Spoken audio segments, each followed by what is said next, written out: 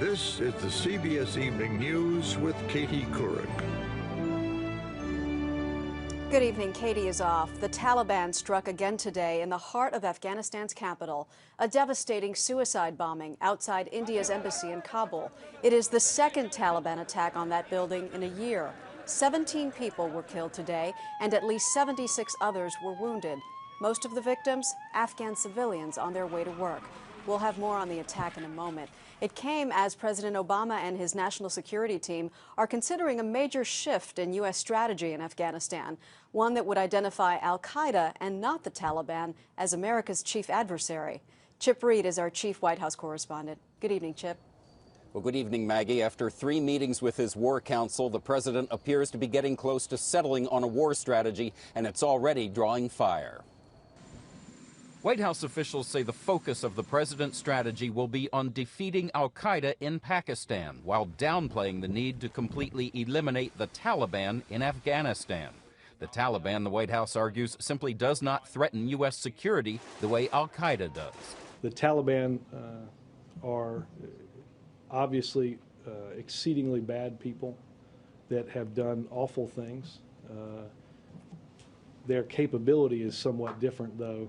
The strategy would turn the remote mountains of Pakistan into the center of the war. The White House says that while there are only about 100 al-Qaeda in Afghanistan, there are thousands in Pakistan, including Osama bin Laden and his top deputies. Using special forces, pilotless drones, and a more aggressive effort from the Pakistani army, the strategy has recently led to a series of successful attacks on al-Qaeda. Because of our efforts, al-Qaeda and its allies have not only lost operational capacity, they've lost legitimacy and credibility. Analysts say the strategy would require fewer than the 40,000 additional troops General Stanley McChrystal says he needs to defeat the Taliban.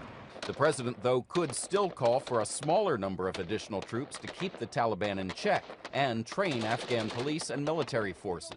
But critics say the strategy is deeply flawed, that without a full-fledged effort to crush the Taliban, it will retake control of Afghanistan and reopen the door to al-Qaeda, which will establish bases there just as they did before 9/11. The Taliban-ruled Afghanistan will be wide open for al-Qaeda to expand its current sanctuaries and safe havens, and I would argue al-Qaeda is nothing without sanctuaries and safe havens. The White House says that the Taliban is now nowhere close to actually taking control in Afghanistan, and they say the president will devote whatever resources it takes to make sure that never happens. Maggie? Chip, the 4th War Council meeting is set for tomorrow. What's on the agenda? Well, this will be the first time they actually get into discussing the numbers of troops, whether or not they will send the 40,000 General McChrystal wants, a lesser number, or 0. There's another meeting, though, next week, and they warn us that it's not going to be a quick decision. It's probably going to be at least 2 more weeks, Maggie. Chip Reid at the White House. Thanks, Chip. Back now to that suicide car bombing today in Kabul. CBS News correspondent Mandy Clark was close enough to feel the explosion, and she joins us now. Mandy, good evening. It's good to see you doing well. Can you describe what happened? Certainly. I was entering the Ministry of Interior when all of a sudden I saw a blinding white flash. There was a deafening boom and a shockwave so powerful it nearly knocked me off my feet. And then all I could hear was the breaking of glass because the force of the explosion was so strong. I understand that police came to your assistance. How did they help you? Well, immediately 3 police officers rushed up to me. They ushered me into the building and they brought me to a room and told me to stay down. Now, their concern was foreigners might have been the target of the attack, and as a foreigner, their immediate reaction was to take care of me and protect me as a guest in their country, and I was quite touched by that. When you finally did leave that building where you'd taken shelter, what was the scene like outside? A complete chaos. There was really naked fear. There was wailing that filled the streets of the injured. There was bystanders pulling the dead and the injured out of vehicles, and the building was completely ripped apart. It was very surreal. Can't even imagine. Mandy Clark. Thanks, Mandy. There are 2 major developments today in the fight against the H1N1 flu. The CDC says 1 out of 4 hospital patients diagnosed with it back in the spring wound up in intensive care, and 7% of those patients died. We'll have more on that shortly. But first, as H1N1 spreads around the country, it's hitting some places harder than others, and Dr. John LaPook explains why. influenza is widespread in most of the United States. H1N1 is closing schools in places like Texas and Virginia, but other regions are still waiting for the virus to show up again. We're not seeing H1N1 influenza in New York City right now. CDC data shows last spring, New York and New Jersey were especially hard hit, but have been relatively spared this fall. The opposite is true of the Southeast, which saw fewer cases last spring, but is now seeing an H1N1 surge. One of the current ideas is that wave of this virus last spring has left a number of people protected who are immune from the virus. This protective effect is called herd immunity. When enough people are immune, either through previous infection or vaccination, the virus does not spread easily. In places like New York, in the Northeast, there's probably a substantial amount of herd immunity right now, which is dampening the spread of the virus. Doesn't mean it's not going to appear. My guess is it just means that it's going to appear later, and maybe not quite as bad as it is in the Southeast right now. Experts say the best way to increase herd immunity is vaccination. Maggie? But help me understand something, John. If the H1N1 virus isn't so bad in the areas that have already been affected with major outbreaks, do people there really need to get vaccinated?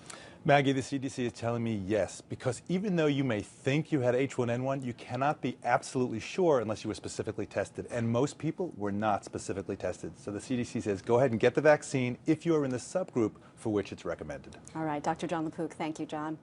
We mentioned just how deadly this virus can be, and that's especially frightening because children are one of the most at-risk groups. A few weeks ago, we told you about 10-year-olds Tony Eslenbaum and Letitia Howard. Both of them were in intensive care fighting for their lives. Mark Strassman has an update on their conditions in a hospital that is overwhelmed by H1N1. In this H1N1 pandemic, the emergency room's usually crowded at Children's Hospital in Oklahoma City. The wait can be 8 hours to see a doctor like Amanda Bogie. I wanted to come in and talk to you about your daughter. Dr. Bogie's treating Alexis Rodriguez. She's 6 and sick. Just take a look at your eyes. Good. And suffering. Every exam room here has another flu family waiting. We are swamped with patients. We have a volume that has doubled over the last 3 weeks. Doubled to around 160 emergency room patients a day. 80% of that spike is H1N1 patients.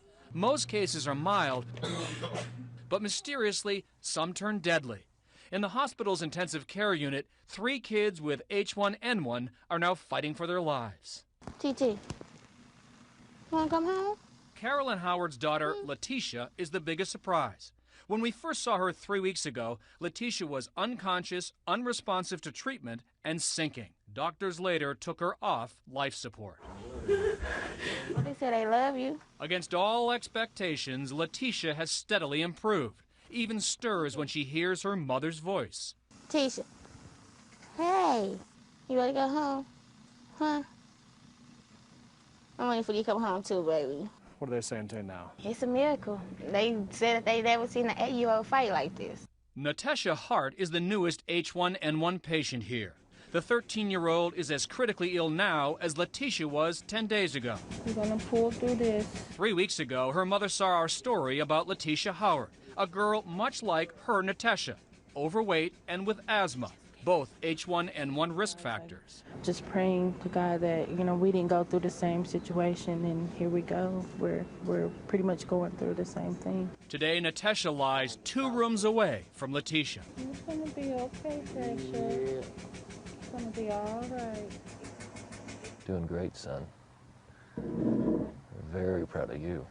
Hugh Eslenbaum's son, Tony, has shown the most progress here. For almost a month, his parents have hovered over their unconscious 5th grader, encouraging him, waiting for a moment like this. Hey, Tony. By this weekend, Tony could start physical therapy. What was it like to you, the first time the eyes popped open? What's it like to see your firstborn baby born? That exciting? Yeah, absolutely. Absolutely. It's like we're getting him back. 8 floors below, Dr. Bogie's back with the Rodriguez family and discovers something about Alexis's mother. You are pregnant, okay. Pregnant women are another high-risk group. You take care, sweetheart. Drink lots of fluid, feel better. In this new virus that is full of surprises. There you are. Mark Strassman, CBS News, Oklahoma City. To the economy now, and a new sign of a turnaround. A report out today says that sales at the stores were up last month. Just a small 0.1% increase, but it compares with a full 1% decline a year earlier. This is the first gain in more than a year. Coming up next on the CBS Evening News, why NASA plans to shoot the moon.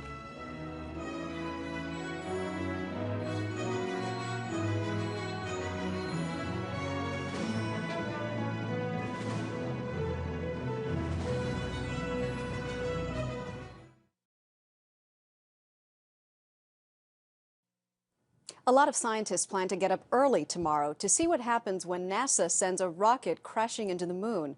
Don Teague reports that the space agency is hoping to solve an age-old mystery. Is there water on the moon? It's a question scientists will try to answer in a somewhat unorthodox way by blasting the moon with a rocket traveling 5,600 miles per hour, then sending a satellite into the plume to see if water, or some form of it, rises up with the debris. This is a case where you're going to take what amounts to an SUV and crash it into the surface at 2 or 3 times the speed of a rifle bullet. Liftoff of the Atlas V rocket. The $79 million Lunar Crater Observation and Sensing Satellite, called LCROSS, blasted into space on June 18 and will crash into the moon in 2 phases tomorrow morning. First, just after 7:30 Eastern Time, a rocket will slam into the surface with the force of 1.5 tons of TNT. 4 minutes later, the satellite will fly through the debris displaced by the impact, searching for signs of water until it, too, crashes. The target, a permanently shadowed crater at the moon's south pole. This reminds you of prospecting in the Old West, way back when, except they're prospecting for water. NASA says identifying water on the moon is important to the future of human activities there. Scientists living on a manned lunar outpost would need a water source to survive. It's the kind of mission with a dramatic crash on a lunar landscape that has kids and adults alike dreaming once again about the moon. I'd like to stand on the moon. I just want to watch. I just want to see it happen. I want to, see if we can see any of the plumes. NASA says the impact probably won't be visible from most telescopes, but the LCROSS project should provide a definitive answer to the question of water on the moon by blasting a heavenly body in the name of science. Don Teague, CBS News, Dallas. And now back to Earth and the 2 words that air travelers dread: flight delayed. Not only are we hearing them more often, but the delays are getting longer. A study out today shows 10% of delayed flights run 2 or more hours behind schedule. That's more than double the number in 1990. The average delay is now nearly 1 hour. Coming up next, the Senate's healthcare reform plan and what it would cost you.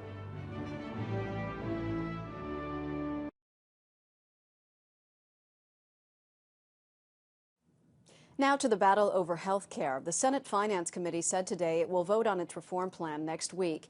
And according to a new report from the nonpartisan Congressional Budget Office, the plan costs less than expected and would actually reduce the deficit. So why do Republicans still oppose it? Here's Nancy Cordes. The new numbers give health care reform a much-needed boost.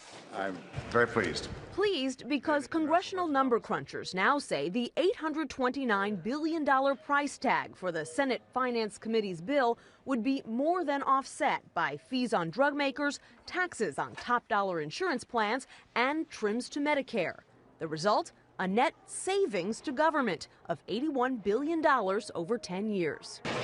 It's estimated the new bill would allow 29 million Americans who don't currently have coverage, Americans like Javier Salinas, to buy it. His family of 4 could get a subsidy of $5,500 a year for health insurance because they earn less than $88,000 annually. I can't sleep thinking if one of my kids is gonna get sick or something else, and then but with that help from the government is a peace of mind. Wealthier Americans would be required to buy insurance or pay a penalty, up to $750 a year, while businesses with more than 50 workers would have to pay up to $400 for every low-income worker they don't cover. Special?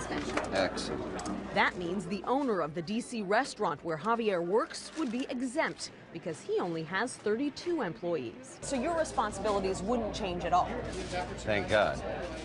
Thank God they wouldn't change at all, because this year was our worst year ever in business. Republicans still oppose the bill despite the lower price tag. The fact is, the numbers are arrived at by taxing businesses, by taxing people who have insurance, as well as cutting benefits for seniors. That's not an acceptable health care reform recipe.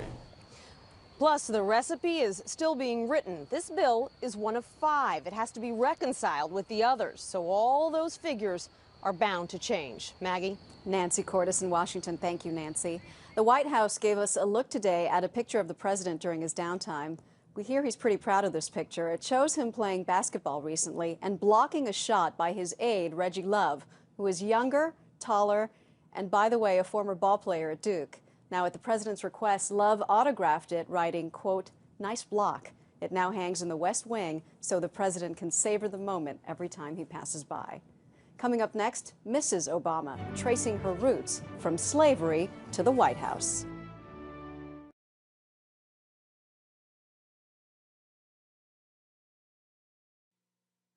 Finally tonight, Barack Obama made history when he became the first African-American elected president.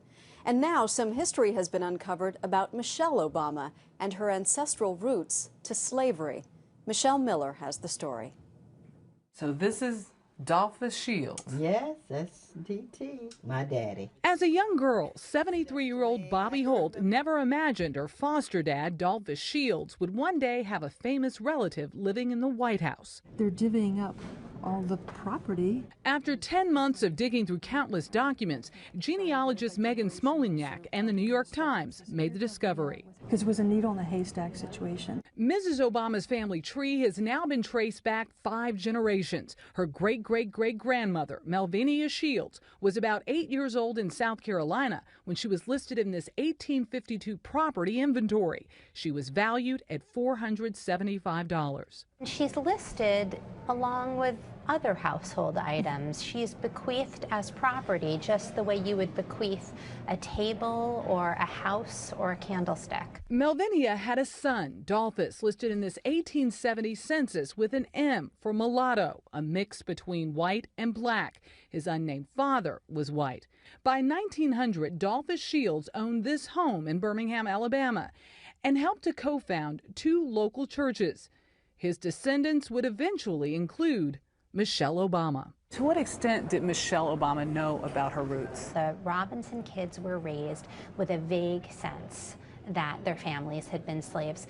Pretty much all African Americans are descended from slaves. I don't believe she knew or had known all of this, but enjoyed reading about her family history. The First Lady's story is the story of many African Americans in this country, and it may show in one lifetime how much the shame of slavery is changing.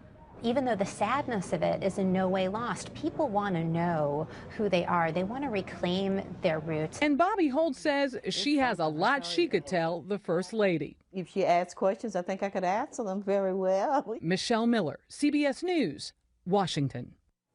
And that's the CBS Evening News for tonight. Katie will be back tomorrow. I'm Maggie Rodriguez. Thank you for watching. I'll see you in the morning on The Early Show. Good night.